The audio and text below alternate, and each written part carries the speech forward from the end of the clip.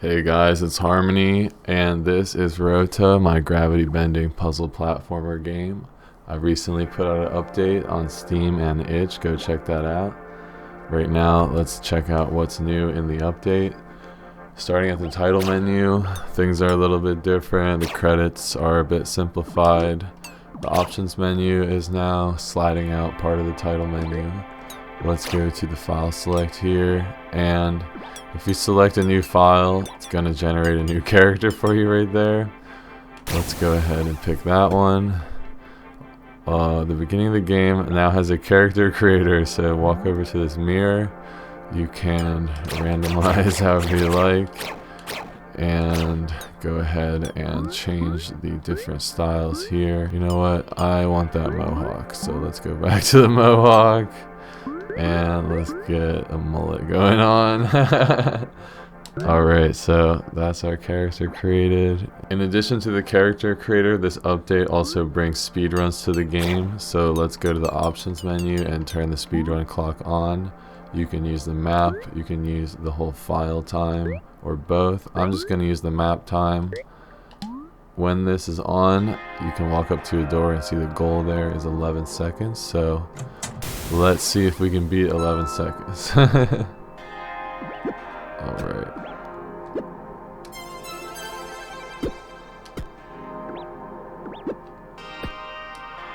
Oh, there we go. 981. And that's the new speedrun goal you can get on every stage. There is a time to beat. Let's go ahead and speedrun the final stage of the first world. Our goal is 17.5 seconds. See if we can beat that. Zoom out a little bit so I can see where I'm going. Hug this wall right here. Oh my gosh. What are we doing? There we go. Haha. Oh, 15 seconds flat. That's pretty good.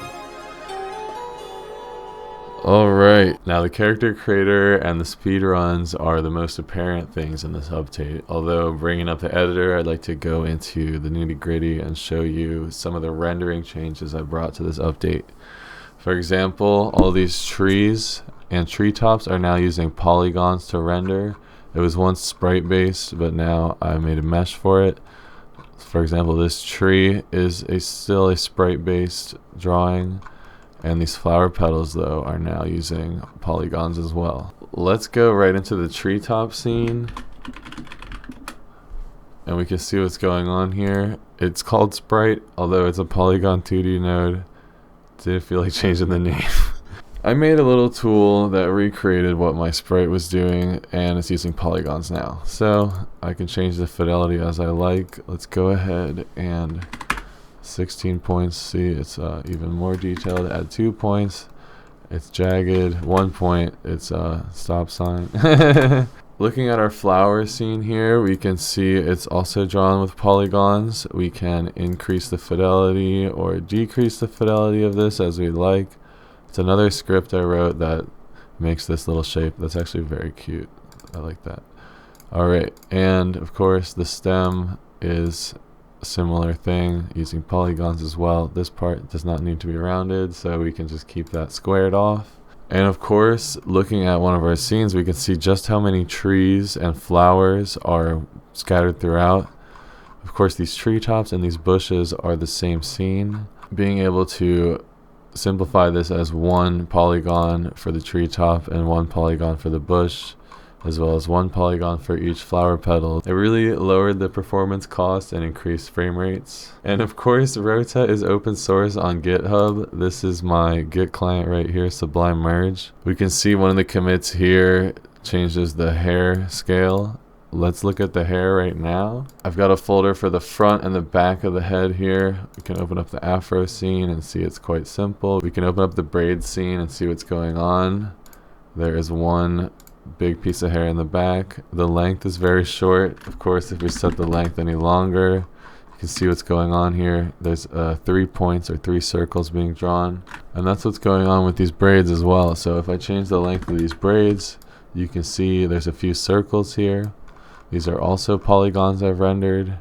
I can go ahead and change the vertices count on here as well to 8 vertices, 3 vertices. Let's go back to 16.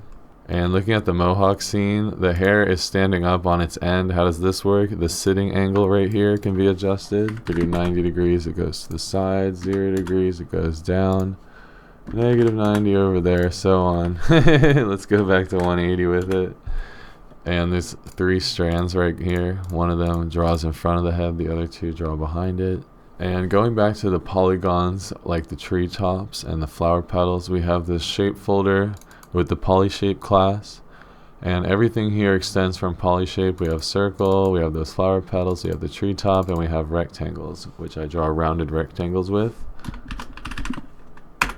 Going over to the door scene, we can see this is a rectangle that is being drawn with the rectangle script. It does have round corners on the top. We can adjust the size of this right here.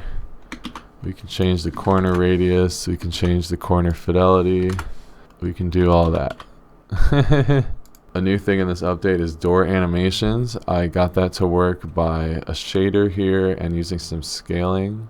The shader for the big door and the small door are pretty similar. It will fill in a black space where the door is opening. And this one also has little lines to show the depth there.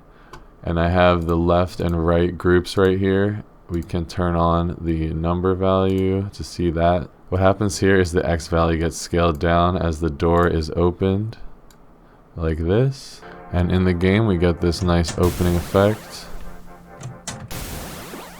I'm going to open this bigger door here. I don't have enough coins for it, so I use the cheat code to see how that works. It splits the number in half right there.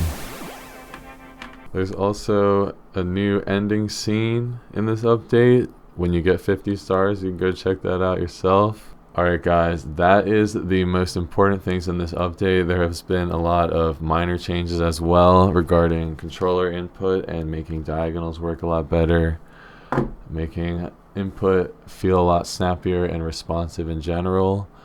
I'm gonna leave the video here for today, and I'll see you guys soon. Go check out the GitHub link down there. Fork the repo, make any changes, let me know what you do. I'll catch you guys in the next video later.